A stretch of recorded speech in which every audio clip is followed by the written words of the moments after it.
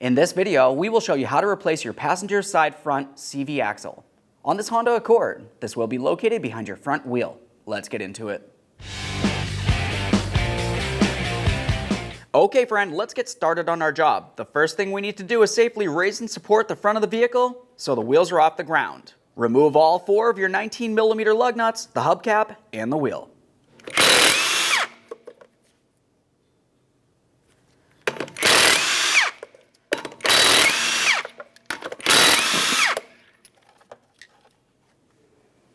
Let's get the wheel off of here. Now with that out of the way, we have a clear view of our 36mm axle nut. Go ahead and remove the axle nut. Use a hammer and punch to break the axle free from the wheel bearing assembly located behind it.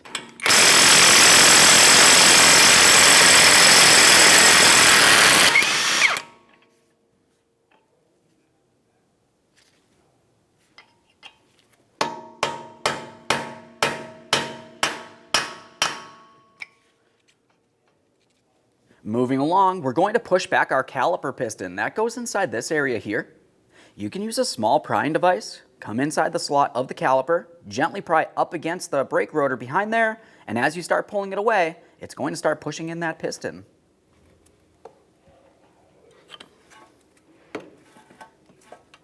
Now that we have the caliper piston pushed back, let's have a look at the flex hose. You'll find that it has a mounting bracket, and that's held in place with 2 10mm headed bolts. Remove the pair. Let's get these out of here.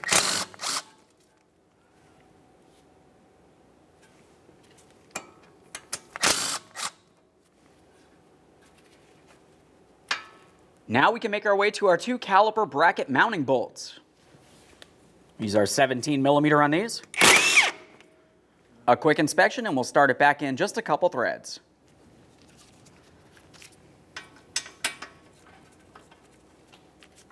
Get this one out of here.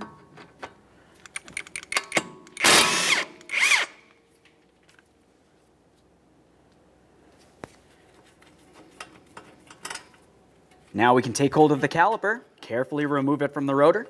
The next thing that you need to do is have a quick look at your braking material. You have your inner brake pad and your outer brake pad. If it looks like it's worn, it's a good time to go ahead and replace your front brakes. This one looks fine. We'll make sure we hang it aside so it's putting no pressure on our flex hose.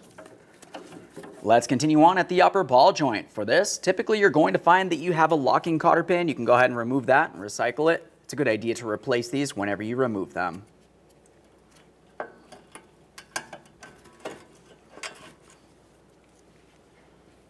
Now we can use a 17mm to remove our mounting nut. Go ahead and remove it, a quick inspection, and start it back on just a couple threads.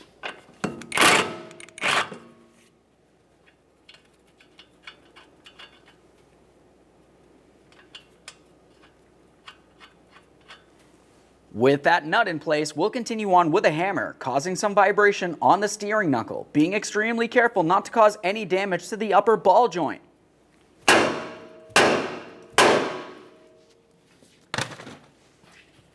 Take hold of that control arm. You should be able to pull it down by hand. If you have a hard time, you could use a prying device. Come along the top of the control arm, underneath the coil spring on your front strut.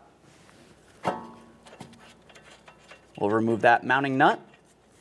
Lift up on the control arm, and at this point we can start pulling this away from the vehicle. Be extremely careful not to put a tug on the axle located behind there. We'll just press this through as we pull it away. With all that broken free, let's continue on down along this area. You're going to find that you have a 17mm headed bolt that comes through the lower shock bracket, through the lower control arm, all the way over to the rear. On the back side there, you're going to have a 17mm nut, so we'll make sure we're holding onto that with a wrench.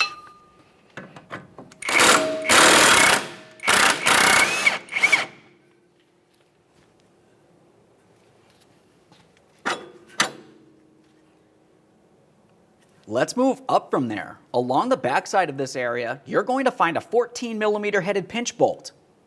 Now this does not have a nut on the other side, it's just a threaded portion. Go ahead and remove that bolt. After that, we'll give the area a couple light taps to drive it down and remove it.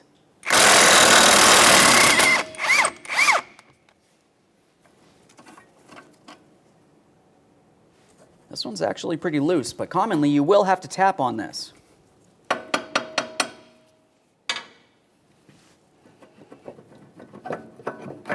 Slide that off of the shock.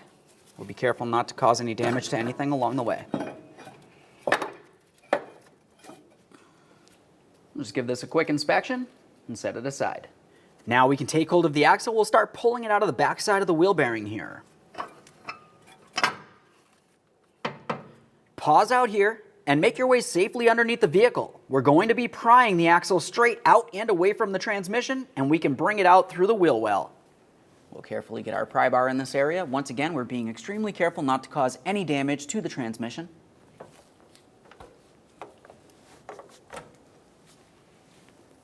With movement here, we'll pause underneath the vehicle, make our way back to the wheel well. Let's take hold of that axle, carefully remove it from the vehicle.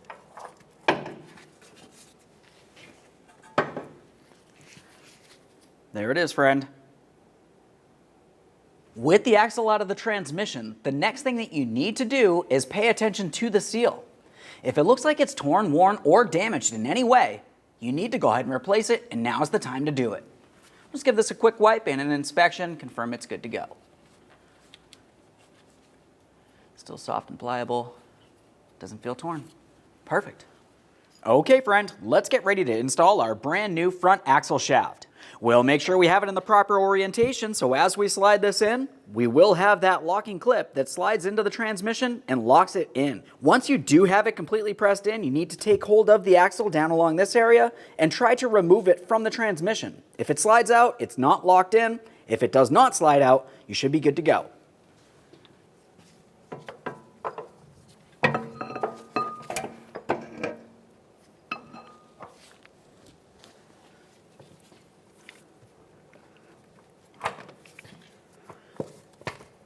When you go to drive this in, if you find you have a hard time pressing it, you could use a rubber mallet along the far end here.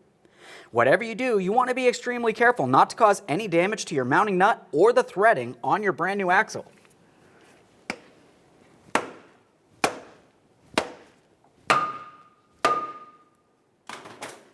While I was driving that in, I could hear an audible difference. I had a bonk, bonk, bonk, clunk, clunk, clunk. Now I'll have a quick inspection down along the transmission to make sure I'm completely seated. Take hold of that, give it a wiggle. Before we put the axle along the back side of the wheel bearing, we're going to use a little bit of anti-seize directly in the port. We can remove the mounting nut from the axle and slide it in. Use a glove finger to spread that around.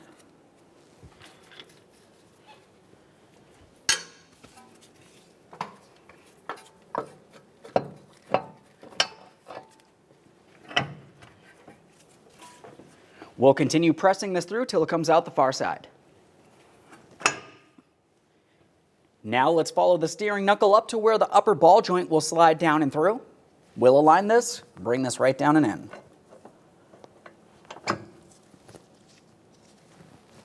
Continue on with your mounting nut.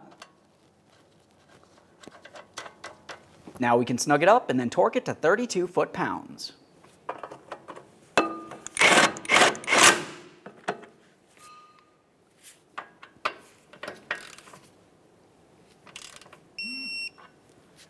Once you do have it torqued, the next thing that you need to do is pay attention to the slots on the mounting nut in comparison to the hole that goes through the stud of the upper ball joint. If it's not lined up, you need to make sure you continue tightening the nut until the very next slot is, and then install your locking cotter pin. Now, since I'm not aligned, I'll continue tightening as I mentioned.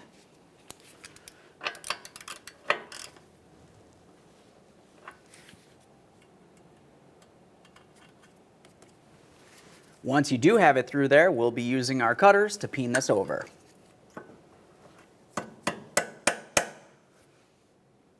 Now we can install the lower shock fork. We'll carefully get this in position.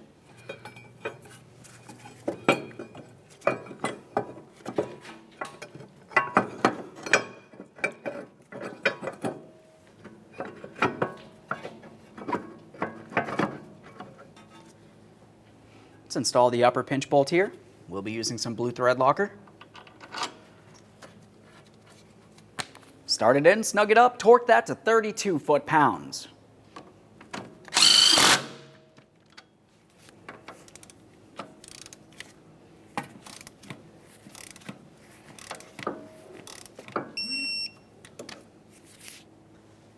Now we can follow this down to the bottom mounting hardware. Now we can get our mounting bolt in the bottom here. We've got some blue thread locker, of course. We can move the suspension up and down as necessary to get this aligned.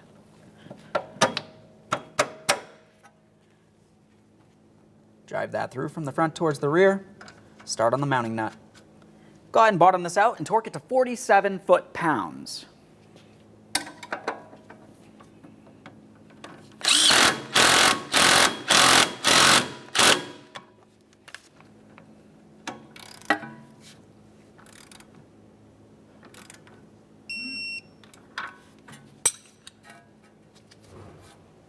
Now we can get the caliper back in place. Start in both of your mounting bolts. We'll be using some blue thread locker. Once you have them started in, snug them up and torque them to 80 foot-pounds.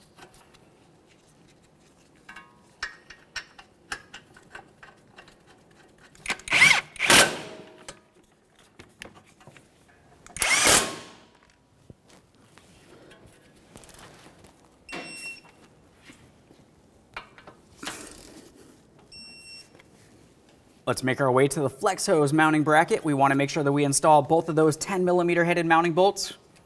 Snug them up.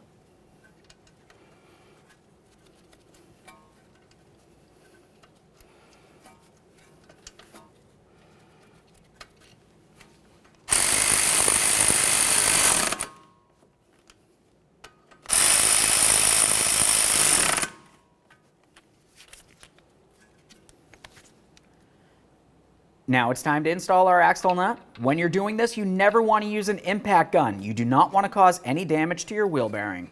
You can snug it up with your hand or by a ratchet. We'll get this closer down to the ground, and then we can torque it to manufacturer's specifications.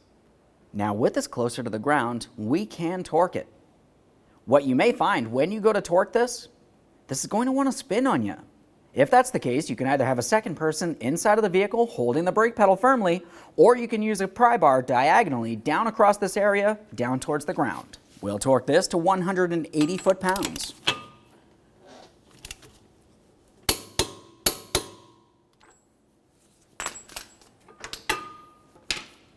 Once you have that torqued, the next thing that you need to do is lock it in.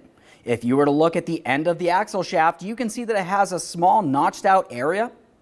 We'll use a hammer and punch and drive the nut into that area, locking it in so there's no way this can loosen up on us while we're driving down the road.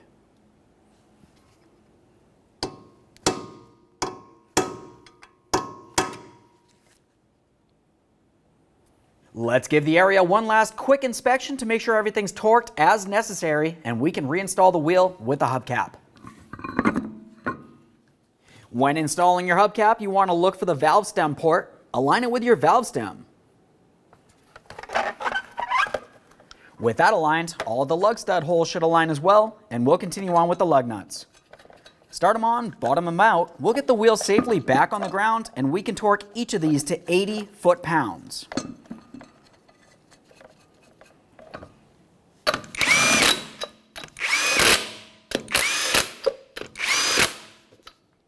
With the wheel back on the ground, we'll torque these in a crisscross manner.